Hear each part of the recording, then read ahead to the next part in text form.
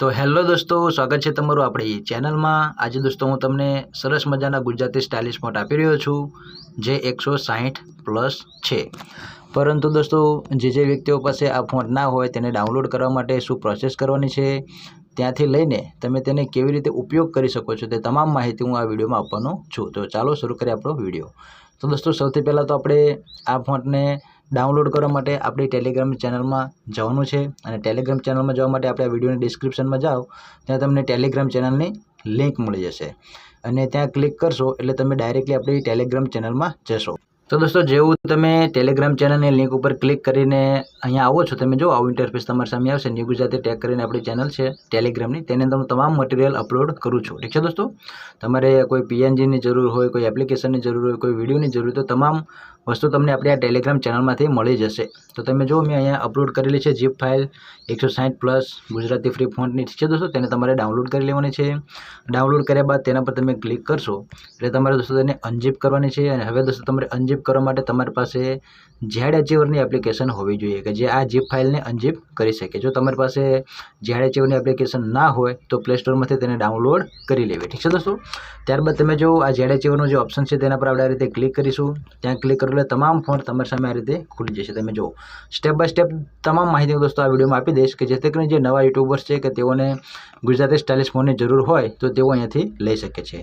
તો આવી રીતે તમામ ફોન્ટ તમારી સામે ખુલી જાય ત્યારબાદ તમારે તમામ ફોન્ટને સિલેક્ટ કરી લેવાના છે। તેના માટે જો અહીંયા તમને જે 3 ડોટ્સ દેખાઈ રહ્યા છે અહીંયા, તેના પર તમારે ક્લિક કરવાનું છે। ત્યારબાદ આ મલ્ટી સિલેક્ટ ઉપર ક્લિક કરી અને આ ડબલ એરો દેખાય ત્યાં ક્લિક કરી અને સિલેક્ટ ઓલ ઉપર ક્લિક કરશો એટલે તમામ ફોન્ટ આ રીતે સિલેક્ટ થઈ જશે। ત્યારબાદ નીચે જો અહીંયા તમને એક એરો દેખાય છે સાચાનો, તેના પર તમારે ક્લિક કરવાનું।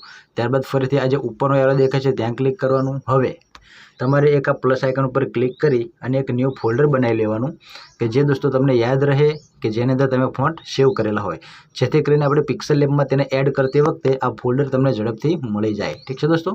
ત્યારબાદ ઓકે કરશો તો આપણું ફોલ્ડર બની ગયું। દોસ્તો, આની અંદર મેં કોઈ પણ પ્રકારનો પાસવર્ડ સેટ કરેલો નથી।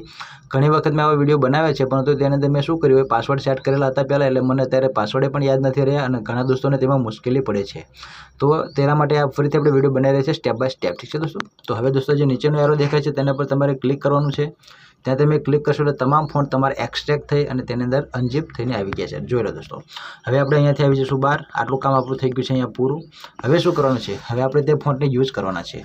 તો હવે આપણે તે ફોન્ટને યુઝ કરવા માટે સૌથી પહેલાં આપણે પિક્સલ લેબની એપ્લિકેશનને ખોલી લેવાની છે। પિક્સલ લેબ એપ્લિકેશન તમારી પાસે ના હોય તો તમારે પ્લે સ્ટોરમાંથી ડાઉનલોડ કરી લેવાની છે।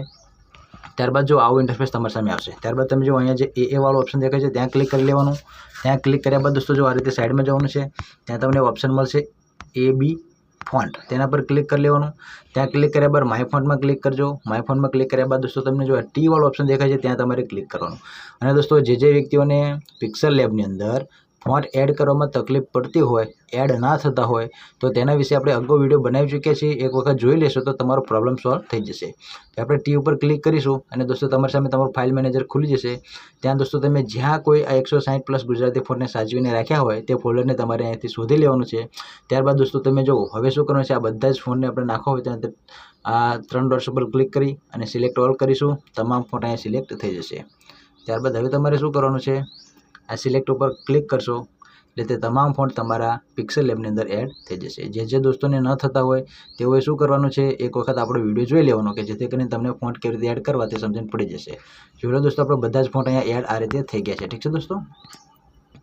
હવે દોસ્તો, પિક્સલ લેબમાં તો આપણા ફોન્ટ એડ થઈ ગયા છે, પરંતુ હવે તે ડાયરેક્ટ આપણે તેને યુઝ કરી શકીશું નહીં, કારણ કે આ ફોન્ટ કોડ આધારિત છે, એટલે આપણે તેને યુનિકોડની અંદર તેનો કોડ બનાવવો પડે અને ત્યારબાદ જ આપણે તેનો યુઝ કરી શકીએ છીએ। તો સિમ્પલી તમારે શું કરવાનું છે, હવે એક બીજી એપ્લિકેશન ડાઉનલોડ કરવાની છે જેનું નામ છે યુનિકોડ પેડ। તો દોસ્તો, તમને યાદ રહ્યું, તમારે એક ટેલિગ્રામ, એક ઝેડ અચીવર, પિક્સલ લેબ અને યુનિકોડ, આ 4 એપ્લિકેશનો તમારે ડાઉનલોડ કરવી પડે છે, ઠીક છે દોસ્તો। તો યુનિકોડ પેડની એપ્લિકેશન તમારે પ્લે સ્ટોરમાંથી ડાઉનલોડ કરી લેવાની છે। આવું તેનું ઇન્ટરફેસ છે, તેના પર આપણે ક્લિક કરી લઈશું। તેના પર તમે ક્લિક કરો એટલે તમારી સામે આવું ઇન્ટરફેસ આવી જશે। હવે દોસ્તો, તમારે શું કરવાનું છે, ધ્યાનથી જુઓ, કોઈ પણ છેડછાડ કરવાની નથી, ફક્ત આની અંદર આપણે ફોન્ટ એડ કરવાની છે। અહીં લખ્યું છે ફોન્ટ, તેના પર તમારે ક્લિક કરી અને અહીંયા લખ્યું છે સિલેક્ટ, ત્યાં ક્લિક કરશો એટલે તમારી સામે ફરીથી ફોલ્ડર ખુલી જશે। તેમાંથી કોઈ પણ એક ફોન્ટને તમારે અહીંયા એડ કરી લેવાનો છે। કોઈ એક ફોન્ટ પર ક્લિક કરશો એટલે ફોન્ટ તમારે અહીંયા એડ થઈ જશે, બીજું કોઈ છેડછાડ ન કરતા। ત્યારબાદ તમે જો અહીંયાથી તમારે જે કંઈ લખવું હોય તે તમે અહીંયાથી લખી શકો છો, જે રીતે લખવું, જે લોકો જય માતાજી તમે જય લખ્યું, ત્યારબાદ સ્પેસ છોડવા માટે અહીંયા ખાલી જગ્યા તમને જે દેખાઈ રહી છે ને ત્યાં તમે કોઈ પણ જગ્યાએ ક્લિક કરશો ને તો એટલે સ્પેસ થઈ જશે. વધારે સ્પેસ ન છોડી, કારણ કે અહીંયા વધારે સ્પેસ રાખશો તો તમે જ્યારે લખશો ત્યારે તમને ત્યાં વધારે સ્પેસ જોવા મળશે. તો થોડીક સ્પેસ રહે તે રીતે જ તમારે લખવાનું છે. તો હું અહીં લખી લઉં જય માતાજી. ત્યારબાદ હું તમને શીખવાડો મ લખ્યો, આ મા થયું, પછી આ ત છે તા, પછી આ જી, જય માતાજી. ઠીક છે દોસ્તો. હવે તેને અહીંયાથી દોસ્તો કરી લેવાનું છે આપણે કોપી. તમે દોસ્તો જેવું કોપી કરશો એટલે આપણો તેનો કોડ કોપી થઈ જશે. તમે જો દોસ્તો મેં તમને સ્પેસની વસ્તુ ફરીથી પણ સમજાવી. અહીંયા વચ્ચે દોસ્તો સ્પેસ ના છૂટતો હોય તો તમને જો અહીંયા જે આ ખાલી જગ્યાઓ દેખાય છે ત્યાં તમે ક્લિક કરશો એટલે બે શબ્દો વચ્ચે જેટલી કોઈ તમારે જગ્યા રાખવી હશે તે થઈ જશે. ઠીક છે દોસ્તો.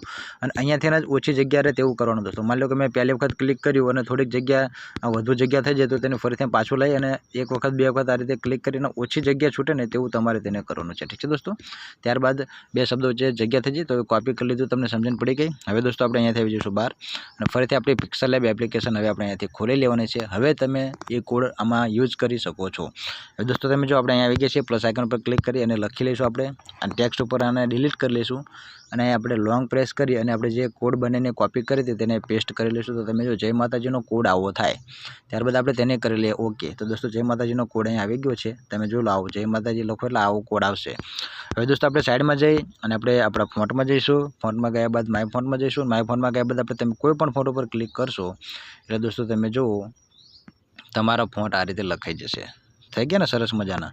તો આ એટલા માટે સ્ટેપ બાય સ્ટેપ તમને શીખવાડવું પડ્યું કે જે નવા યુટ્યુબર્સ છે જેઓની પાસે આ ફોન્ટ નથી તેઓને કેવી રીતે યુઝ કરવા, અથવા તો જે કોઈ વ્યક્તિ પોસ્ટર બનાવવા એડિટિંગનું કામ કરતા હોય તો તેઓને કેવી રીતે આ ફોન્ટને યુઝ કરવા તેઓ શીખી શકે તે માટે મેં દોસ્તો આ બનાવ્યું છે. તમે જોઈ શકો છો. તો આ રીતે જય માતાજી. હવે દોસ્તો જો જય માતાજી મેં લખ્યું એટલે થોડોક જી કપાઈ ગયો, તમે જોઈ શકશો. તો શું કરવાનું ખબર છે, આપણે એડિટિંગમાં જઈને અહીંયા થોડોક સ્પેસ છોડી દેવાનો. આ રીતે સ્પેસ જગ્યા કરી લેશો એટલે તમારો જી આખો થઈ જશે. ઠીક છે દોસ્તો. તો આવી રીતે આ યુનિકોડ પેડ આધારિત આ ફોન્ટ છે તેનો તમારે યુઝ કરવાનો છે. ઠીક છે દોસ્તો. આપણે ટેલિગ્રામ ચેનલમાં જઈને ઝડપથી તેને ડાઉનલોડ કરી લો.